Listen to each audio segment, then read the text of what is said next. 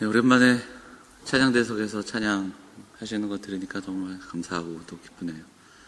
또 우리 글로리아 찬양대는 또 특이하게 남자 파트가 더 많은, 그럼에도 불구하고 참 조화를 잘 이루는 그런 귀한 찬양 너무너무 감사드립니다. 한 주도 평안하셨습니까? 네. 참 쉽지 않은 것 같아요. 그죠? 네. 이제 좀 끝나가나, 이젠 좀 우리가 좀 마음을 놓는가, 집에서 맨날 밥 먹는 아이들도 이제 학교를 좀 가는가 싶었는데, 참 요 며칠 또 힘든 뉴스를 접하게 되네요. 사진 한 장 한번 보실까요? 사진을 한 장 보겠습니다. 여러분 보신 분도 있겠지만 이게 무슨 사진인지 아세요? 2달 동안 장갑 끼고 수고한 한 의료진의 손을 찍은 사진입니다. 제가 이 기사를 보면서, 이 손을 보면서 참 고맙고 미안한 마음을 가질 수밖에 없었습니다. 정말 고맙고 미안한 거죠. 물론 하나님께서 우리 각 사람을 지키시고 도우시지만 그럼에도 불구하고 이런 헌신이 있었기 때문에 우리가 이런 작은 일상이지만 다른 나라들에 비해서 일상의 삶을 살아갈 수 있는 겁니다. 근데 이 일상이 우리가 즐기고 놀고 먹고 하고 싶은 거 마음대로 하라고 이런 헌신이 있는 게 아닌데 참 가슴 아픈 이야기들을 듣게 되고요. 또 교회가 힘들지만 우리가 2달 동안 흩어져서 그 모이기를 멈추고 흩어진 예배하는 것도 이런 작은 하나의 감당해야 하는 헌신이기 때문에 저는 이 사진 보면서 마치 이 손이 주님의 손이 아닌가 막 이런 생각까지도 할 정도로 참 고맙고 또 미안하기도 했습니다. 저 사진 밑에는 또 다른 기사가 있었는데 그건 바로 클럽에서 춤추는 꽉 메워가지고 그냥 몇백 명이 춤추는 사진도 이렇게 보게 되고 아마 우리 성도들도 더 안타깝고 또 속상한 뉴스를 보셨을 텐데요. 그런 생각 해봤습니다. 창세기 11장에 보면 이 손 이제 지우셔도 계속 또 미안해 할까봐요. 창세기 11장에 보면 바벨탑에 대한 이야기가 나오잖아요. 사람들이 흩어짐을 면하자 하며 모여서 성을 쌓습니다. 여기 단순히 성을 쌓는 것으로 끝나는 게 아니라 이것은 문화를 만들고 또 자신들의 어떤 세력들을 쌓아가는 그런 모습들을 대변하는 장면이거든요. 사실은 흩어짐을 면하자라는 것은 그 앞에서 하나님께서 주셨던 명령, 땅을 정복하고 또 땅을 충만하고 그리고 땅을 다스리라. 하나님의 그 말씀하신 명령에 역행하는 그런 모습들입니다. 그리고 하나님은 그 모습을 보시면서 그들을 흩으셨어요. 그 하나님께서 오늘도 우리를 흩으신 게 아닌가 하는 생각도 한번 해보게 됩니다. 물론 하루빨리 이 감염이 끝나기를 우리가 함께 기도하고요. 쉽게 이 상황을 하나님의 심판과 연결해서 이야기할 수는 없지만 우리 믿는 사람들은 이 상황들을 좀 보면서 이 상황 속에서 이단의 모습이 드러나고요. 우리 이 사회의 음란함들이 드러나고요. 또 뉴스 보니까 동성애의 모습도 드러나는 이 상황들을 좀 보면서 정말 무엇이 우리 하나님께서 우리의 삶에 주신 첫 번째 목적인지를 좀 한 번 더 묵상하고 돌아보는 그런 시간들이 되어야 할 것입니다. 한편으로 그런 생각도 해봤습니다. 이러다가 또 우리 성도들 정말 어렵게 이제 모여서 예배하기 시작했는데 또 흩어져서 못 만나면 어떡하나 막 그런 생각도 해보게 되고요. 또 그런 생각도 했습니다. 한편으로는 내일이 또 마지막인 것처럼 또 당분간 못 볼 것처럼 그렇게 예배해야 되겠다. 그렇게 설교 준비하고 그렇게 전해야 되겠다. 그런 마음도 갖게 됩니다. 사랑하는 성도들이 이 한 주, 오늘 그렇게 좀 간절함으로 예배했으면 좋겠습니다. 마치 다음 주에 또 못 보게 될 수도 있을 것처럼. 그리고 오늘 정말 전심으로 예배하고요. 그리고 바라기는 성도들이 이런 때에 기도의 자리를 좀 더 사모했으면 좋겠습니다. 교회가 일주일 내내 닫아놓지 않거든요. 시간 되시면 이곳에 오셔서 기도의 호흡을 좀 채워주시면 좋겠습니다. 일주일 동안에 시간들이 많거든요. 정해진 시간이 아니라 지나가시다가도. 그리고 수요기도회와 토요 새벽 기도회 때 좀 오셔서 좀 함께 간절히 기도했으면 좋겠습니다. 의료진들 사진 봤지만 그 수고와 우리가 할 수 있는 수고, 우리가 할 수 있는 그 수고가 있다면 정말 하나님께 간청하는 거 아니겠습니까? 그렇게 좀 감염이 정말 멈춰지도록 더 우리가 기도로 함께하는, 그렇게 한 주를 좀 애쓰고 수고하는. 그리고 또 한 가지 더 기도 제목 드리기는, 우리 캄보디아가 우리보다 지금 더 힘든 상황이라 교회가, 우리 학교가 거기도 모이지 못하고 너무 힘들어하고 있다는 소식을 우리 바다마스 목사님을 통해서 우리가 함께 듣게 되는데, 또 함께 기도 부탁드리도록 하겠습니다. 자, 우리 좀 무거운 이야기 했는데요. 우리 옆에 있는 분들, 앞뒤에 있는 분들 인사하겠습니다. 잘 오셨습니다. 반갑습니다. 인사할까요? 네, 본문의 말씀 의지해서 믿고 가는 길이라는 제목으로 우리 요한복음 13번째 시간 우리 함께 하도록 하겠습니다. 복음서를 이렇게 읽어보면 예수님을 따르는 사람들이 적지 않았습니다. 하지만 그들을 모두 제자라고 하지 않습니다. 그리고 오히려 그들에 대한 표현이 나올 때는 무리라는 표현이 더 많이 나옵니다. 예수님은 때때로 기적과 은사를 베푸시기도 했습니다. 그래서 참 많은 사람들의 관심을 받았어요. 예수님 주변에는 특히 복음서 초반에 보면 사람들이 많이 따라다닙니다. 무리들이 예수님을 많이 따라다닙니다. 좀 바꿔 말하자면 예수님 덕보려는 사람들이 많았습니다. 그런데 다른 복음서와 달리 요한복음은 특히 앞부분은 우리가 지금 1장부터 4장까지 읽어 내려가지만 예수님을 만난 사람들의 이야기가, 사실은 무리들의 이야기가 간간히 있지만 그냥 지나가면서 그런 가운데 예수님을 만난 몇몇 사람의 이야기가 더 자세히 나오고 있다는 것을 우리가 볼 수 있습니다. 그래서 어떤 학자는 요한복음 1장의 이제 후반, 앞부분을 서론으로 완전히 띄워넣었을 때 후반부터 제자들을 만나시는 장면부터 오늘 본문까지 1장부터 4장을 하나의 큰 단락으로 봅니다. 그래서 그 가운데 그 예수님과의 만남들을 쭉 다시 한 번 더 정리하고, 그리고 오늘 본문을 그 1장에서부터 4장까지의 하나의 결론으로 그렇게도 이야기하는 것을 볼 수 있습니다. 몇몇 제자들, 니고데모, 그리고 사마리아 여인, 그리고 오늘 왕의 신하의 이야기, 그 이야기까지 쭉 전개하면서 결론 말씀으로 읽기도 합니다.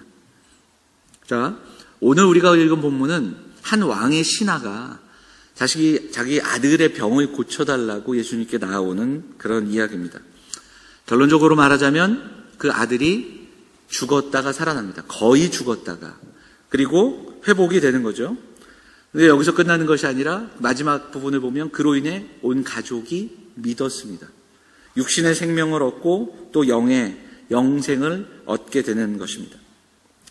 이 장면은 마치 지난주 사마리아 여인이 예수님을 만난 이후에 감격을 가지고 물동이를 버려두고 마을로 뛰어가 복음을 전하고, 복음을 들은 사람들이 예수께 나오고 예수님을 만난 사람들이 예수님을 믿는 그 장면과 좀 유사한 그런 내용으로도 살펴볼 수 있습니다. 자, 본문을 먼저 좀 보도록 하겠습니다. 46절이 어떻게 시작되는가 보면 예수께서 다시 갈릴리 가나에 이르시니, 이 가나를 조금 더 부연 설명하지요. 어떤 곳입니까?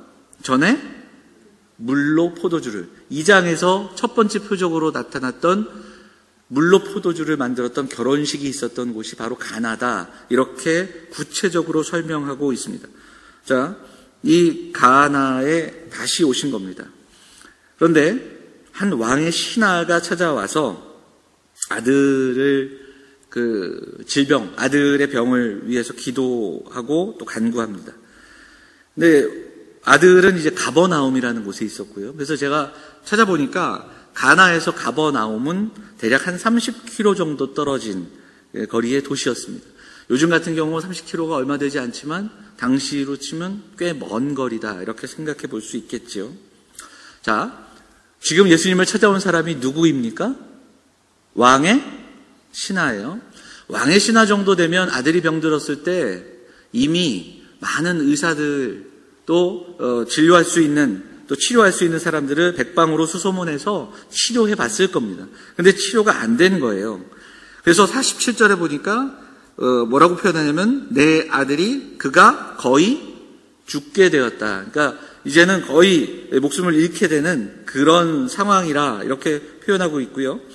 여기에서 청한다라는 표현이 나오는데 이것은 이렇게 한번 부탁하는 이 정도가 아니라 그냥 계속 간곡하게 여러 번 부탁하는 겁니다. 간곡한 부탁, 간곡한 청함 이렇게 해석할 수 있습니다. 그런데요, 이 간절한 부탁을 들은 예수님의 말씀이 우리가 이제 1장부터 4장까지 이야기하면서 계속 얘기했지만 조금은 좀 다른 어투의 반응이 나와요. 자, 48절 한번 볼까요? 같이 읽겠습니다. 시작. 예수께서 이르시되 너희는 표적과 기사를 보지 못하면 도무지 믿지 아니하리라. 여러분 좀 어떠십니까? 한 아버지가 나와서 아들의 병을 막 고쳐달라고 애원하고 있어요. 예수님이 그 앞에다 뭐라고 얘기합니까? 너희는 표적과 기사를 보지 못하면 믿지 않는다. 좀 냉담한 대답이고요. 조금 바꿔 말하자면 부탁한 사람을 무한하게 만들 수 있는 그런 말씀이에요. 그런데 이 짧게 요약이 되어 있지만 그러나 이 말씀에서 이것은 이 왕의 신하만을 바라보고 하는 말씀은 아닙니다. 너희는 이 복수로 되어 있고요.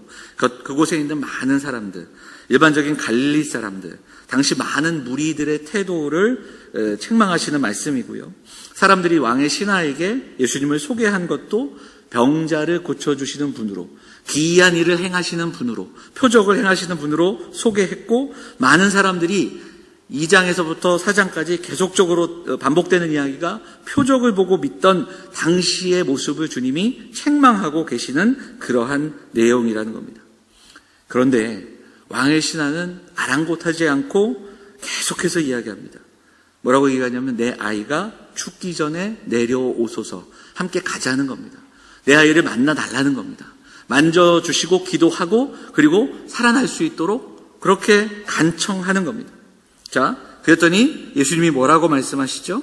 50절에 보니까 예수께서 이르시되 가라, 네 아들이 살아있다. 이 말씀도 조금은 서운할 수 있는 그런 이야기입니다. 그러니까 살아있거든요. 거의 죽어가고 있는 아이. 그러니까 지금 예수님을 만난 이 사람은 예수님께 같이 가자고 청원하는 거잖아요. 가서 만져주시고 가서 기도하고 그렇게 살려주시기를 원하고 있는데 대답은 뭐냐면 가라, 살아있다, 이렇게 대답하시는 거예요. 자, 그런데 중요한 것은 여기서부터입니다. 여기에 대한 이 왕의 신하의 반응이 우리가 생각하는 그리고 우리의 정서와는 다른 그런 모습을 보여주고 있다는 거예요. 자, 50절 후반에 보니까 그 사람이 예수께서 하신 말씀을 믿고 가더니 이렇게 이야기합니다.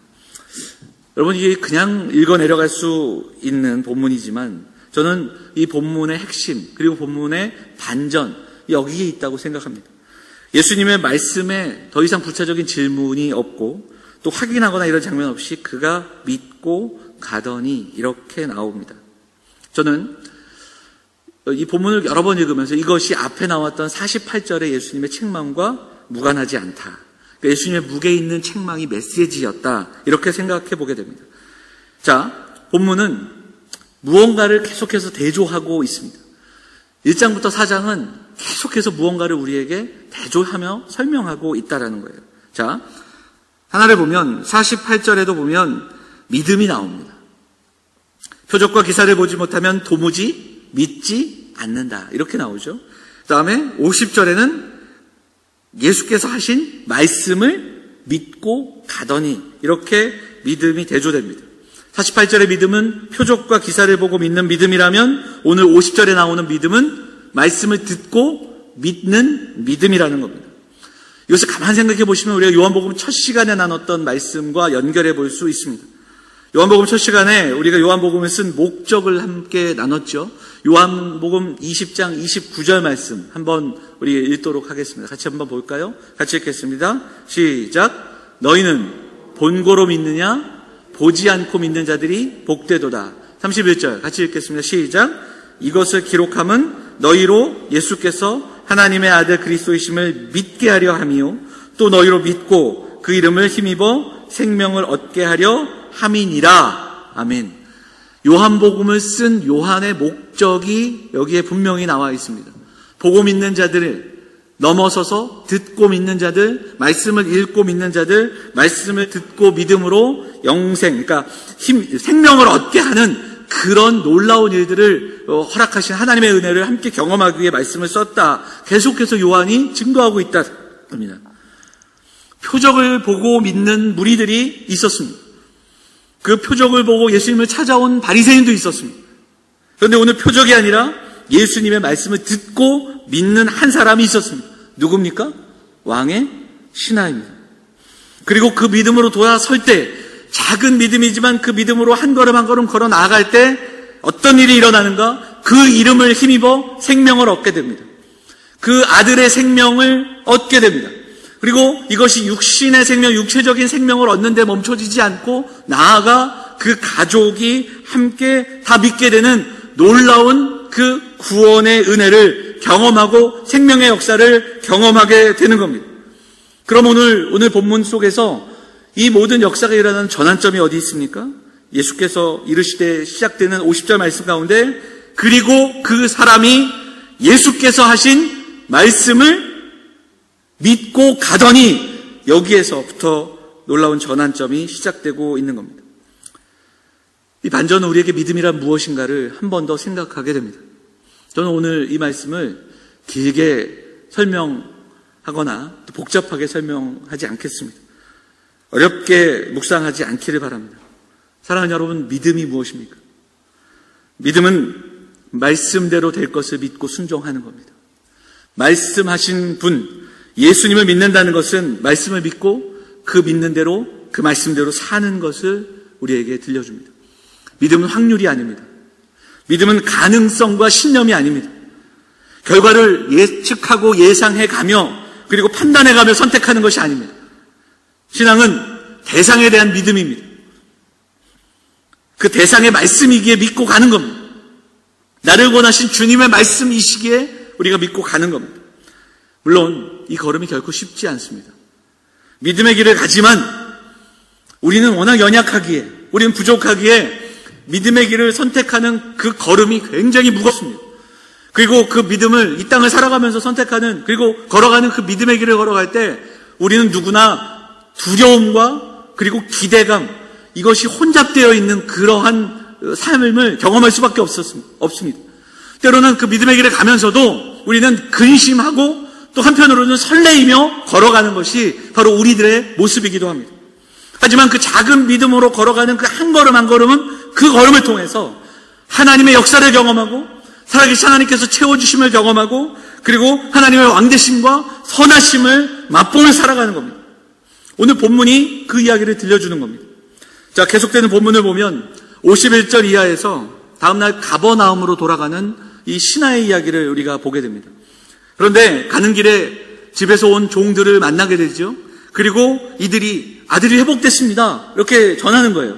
그랬더니 이 사람이 묻잖아요. 언제 회복되느냐? 그랬더니 어제 7시입니다. 어제 몇 시에 열기가 떨어졌습니다. 아마 열병이었던 것 같아요. 그 열이 떨어진 시각을 이 사람이 맞춰보니 예수님을 만난 시간, 예수님이 말씀하신 그 시각임을 생각하게 되고, 그리고 그로 인해 그가 53절에 보면 온 집안, 자기와 온 집안이 믿은지라, 이렇게 고백하고 있다라는 겁니다. 그런데 여기 보면 온 집안이 믿었는데 그 앞에 자기와 이렇게 되어 있어요. 그럼 이 사람이 다시 믿은 거잖아요. 이것도 조금은 한번 생각해 보게 되죠. 왜냐하면 앞에서 그가 믿고 걸어갔는데 그 다음에 또 자기와 그가 다시 믿게 된 거예요. 그럼 앞에 믿음은 무엇일까? 거짓이었는가? 그렇지 않아요. 그러니까 둘 다 믿음입니다. 그런데 깊이와 넓이가 다른 겁니다. 그리고 그 대상에 대한 이해와 신뢰가 다른 겁니다. 작은 믿음으로 한 걸음 걸었고 시내를 건넜더니 또 다른 시내를 만나고 강을 건너게 되고 그 안에서 하나님의 하신 일들을 바라보게 되고 그래서 이제는 강을 건널 믿음을 얻게 되는 겁니다. 이제 왕의 신하에게는 예수님이 더 이상 선생님 그리고 많은 사람들이 그에게 소개해 준 것처럼 기적을 일으키는 사람, 선지자, 능력자가 아니라 생명을 살리시는 주관하시는 왕이신 겁니다. 이제 그는 왕의 신하, 헤롯 왕의 신하가 아니라 예수 그리스도를 왕으로 섬기는 신하요 백성이 된 겁니다. 그리고 그로 인해 이 한 아버지의 이 믿음의 걸음으로 인해 온 가족이 함께 그 믿음에 서게 된 그 이야기가 오늘 본문의 이야기입니다. 말씀을 믿는 그 작은 믿음, 작은 순종의 결과가 오늘 본문에 소개되고 있습니다. 육체의 질병을 넘어 영적으로 자유케 되는 놀라운 은혜가 오늘 본문을 통해 우리에게 선포되고 있다는 겁니다. 사랑하는 여러분, 그 주님께서 오늘도 우리에게 말씀하십니다. 그리고 더 깊은 은혜의 자리로 우리를 초대하고 계십니다. 믿고 가라고 하시는 그 말씀이 때로는 우리를 두렵게 하고 또 때로는 기대하게 하고 때로는 근심하게 하고 또 때로는 설레이게도 하지만 그것조차 아시는 주님께서 작은 믿음으로 한 걸음 한 걸음 걸어 나가라고 오늘 저와 여러분에게 말씀하고 계십니다. 그 믿음의 놀라운 은혜와 역사를 경험하는 그 자리로 우리를 부르시는 줄 믿습니다. 사랑하는 여러분, 오늘을 살아가던 우리의 그 삶이 예전처럼 평범하고 일반적인 일상은 아닙니다. 불안하고 두렵고 또 정말 내일을 감당할 수 없는 시간을 보내고 있습니다. 오늘 말씀 한 번 더 우리가 묵상하면서 우리 성도들이 이 왕의 신하가 아들의 질병을 가지고 주님께 나와 간청하는 것처럼 오늘 말씀 서두에 이야기했던 것처럼 정말 우리가 이 시대를 바라보며 이 때를 놓고 하나님께 간청하는 기도의 사람들이 되시기를 간절히 소망합니다. 지금 이 문제는 우리의 믿음의 문제로 끝나지 않습니다. 복음을 전하기가 참 쉽지 않고 이제 우리의 자녀들, 다음 세대들의 문제입니다. 정말 하나님 앞에 간절함으로 기도하고 간구하는 시간들 우리 사랑하는 성도들이 되시기를 간절히 부탁을 드립니다. 그리고 우리에게 들려주시는 주의 음성을 듣고 믿음으로 정말 날마다 작은 순종의 걸음을 좀 결단하고 걸어가는 우리 사랑하는 성도들이 되시기를 또한 부탁을 드립니다.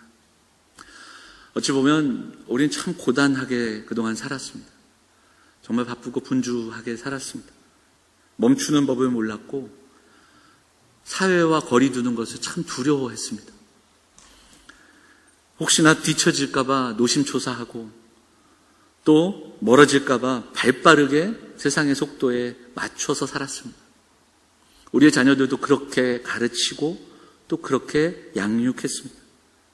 세상과 속도에 발 맞추라고, 늦어지면 안 된다고 그렇게 우리가 가르치고 그렇게 살았습니다.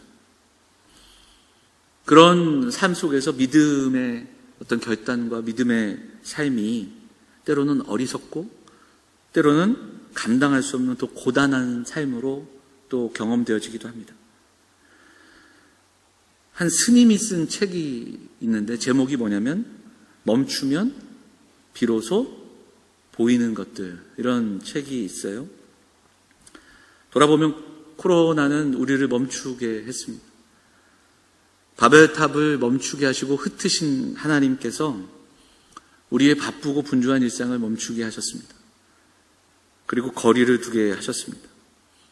이 시간 우리에게 필요한 것은 좀 더 깊은 묵상과 호흡입니다. 세상이 멈추고 일상이 멈춰지니까 자연이 회복되고 생태계가 회복된다는 뉴스를 우리가 많이 듣지요. 사실 해보니까 그렇게 바쁘게 살지 않아도 살아갈 수 있다는 것을 또 경험하게 됩니다. 무엇보다 이렇게 절망적인 순간, 그리고 사회와 거리 두고 일상의 멈춤 속에 살아가는 순간 속에서도 우리가 끝까지 가까이 두고 함께 끝까지 갈 수 있는 공동체가 있습니다. 바로 가족입니다. 우리가 가정의 달을 보내고 있지만 이렇게 가족들이 함께 시간 보내고 함께 했던 적이 어디 있나 이렇게 생각해 볼 수 있는 그런 때를 살아갑니다. 그리고 우리는 우리의 믿음을 점검해 봐야 합니다. 믿음에 대한 한 정의 가운데 제럴드 시처라는 분이 쓴 책에서 우리에게 들려주는 정의를 한번 좀 나눠보도록 하겠습니다. 같이 한번 읽어볼까요? 같이 읽겠습니다. 시작. 믿음이란 비록 삶이 우리의 바람대로 풀리지 않을 것 같을지라도 뜻이 하늘에서 이룬 것 같이 땅에서도 이루어짐을 믿는다는 것입니다. 믿음은 불확실한 세상 속에 있는 우리가 알 수 없는 내일을 향해 나가지만 하나님의 신실하심을 끝까지 붙들고 나아가는 것, 이것이 믿음입니다. 힘들고 어려운 시간이지만 이때에 오히려 하나님께 더 가까이 나아가는 성도들 되시기를 간절히 소망합니다. 그리고 작은 믿음이지만 이때에 하나님의 말씀을 듣고 그 말씀을 순종하는 그 작은 걸음들을 걸어가는 우리 성도들이 되시기를 축복합니다. 스펄전 목사님의 이야기도 함께 나눠보도록 하겠습니다. 스펄전 목사님 이런 이야기를 했습니다. 함께 읽어볼까요? 같이 읽겠습니다. 시작. 작은 믿음은 우리를 죽어서 하나님 나라로 이끌지만 큰 믿음은 하나님의 나라를 이 땅 가운데로 끌어들인다. 일상에 멈춤이 있고 불안한 걸음이지만 믿음으로 사는 우리 영암의 성도들에게 이 작은 믿음의 시간들이 하나님의 일하심을 경험하고 살아계심을 경험하고 이 땅에서 하나님 나라를 경험하는 시간들이 되시기를 간절히 소망합니다. 사랑하는 여러분, 이 한 주도 그 믿음으로 살아갑시다. 그 믿음으로 기도하고 그렇게 하루하루 순종하며 살아가는 저와 여러분 되기를 바랍니다. 먼저 간절한 마음으로 이 땅과 우리의 가정과 우리의 자녀들을 위해 기도해야 합니다. 하루하루 작은 믿음의 걸음이지만 주님 곁에서 주님 편에서 그렇게 살아가기를 힘쓰고 애쓰는 성도들이 되어야 합니다. 그 순종의 걸음을 걸어갈 때 그 작은 일상 속에서 주의 역사를 경험하게 될 것입니다. 그 작은 일상의 걸음 속에서 하나님의 은혜가 나의 심령을 변화시키고 우리의 가정을 변화시키고 또 우리를 놀라운 변화의 자리로 이끄시는 하나님의 은혜를 경험하게 될 것입니다. 이 믿음의 걸음 속에 이 놀라운 일들, 놀라운 하나님의 역사를 경험하시는 우리 사랑하는 영암의 성도들, 사랑하는 가정들 다 되시기를 주의 이름으로 축원을 드립니다. 우리 같이 함께 찬양 한 곡 하겠습니다. 우리 예수 늘 함께 하시네, 우리 함께 찬양하고요. 우리 말씀 붙들고 기도하겠습니다.